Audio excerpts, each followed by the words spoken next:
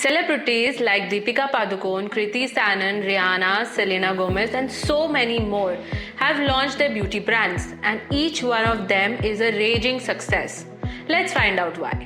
Welcome back to Marketing Uncharted, and today we are decoding the success of beauty brands built by celebrities, and we are going to understand what really worked for them. Each of the celebrities that we are going to mention have leveraged their popularity but also bridged a certain gap to make their brands a big success.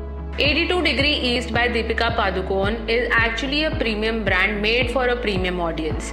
The launch was subtle. It invited premium content creators who had a premium following. Yes, I know I'm mentioning premium a lot, but that is because this brand stands for premiumness. The brand for its marketing actually leveraged social media not just in the form of content creators, but also as Deepika Padukone became the face of this brand, showcasing simple skincare rituals that she was following, but with ingredients that were so pure and so essential for the skin, and she was using none other than 82 Degree East. Rihanna, on the other hand, created Fenty Beauty. This brainchild came from a problem that she was facing was about not finding the right tone of foundation. She took the matters in her own hand and created Fenty Beauty, and she did not just solve the problem for herself but also for millions of women across the globe, and that is the USP of Fenty Beauty. Now let's talk about Kriti Sanon, who created a skincare brand called Hyphen.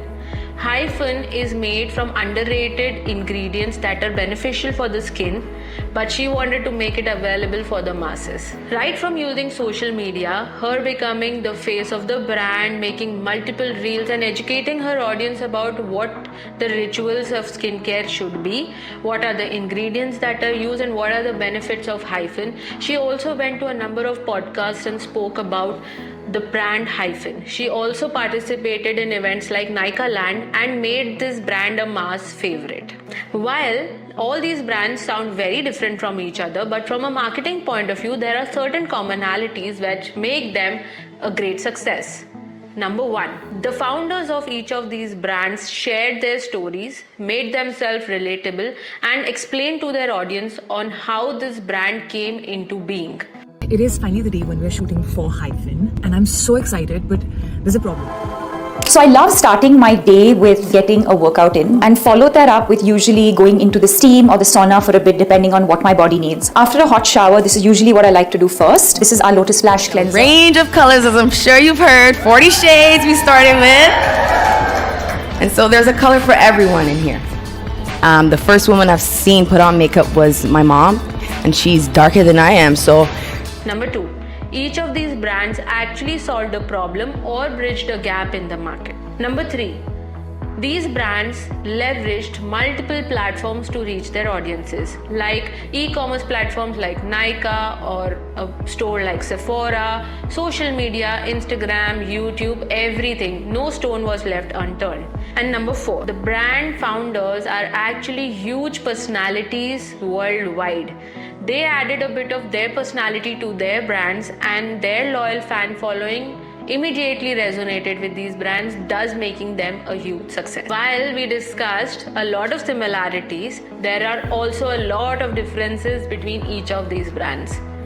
Packaging, tonality, communication, and how they connect with their audience. What do we learn from this video? There are many skincare brands and beauty brands in the market, and they are popular because they've been there for a very long time and have a legacy to share.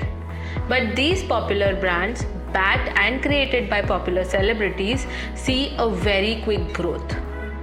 The reason is because they are sharing a story and they have a certain passion about it.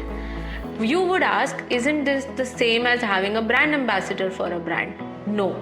It's different because brand ambassadors do not claim ownership of the brand. Your favorite celebrities actually claim ownership to their brands. They talk about it passionately, become the face of the brand, and we as an audience actually resonate to that as well. This is the best way to pull your audience in, and this is what we learned from this video. If you've liked this video, hit the like button and don't forget to subscribe to us so that we can keep bringing back good content for you. Thank you for watching.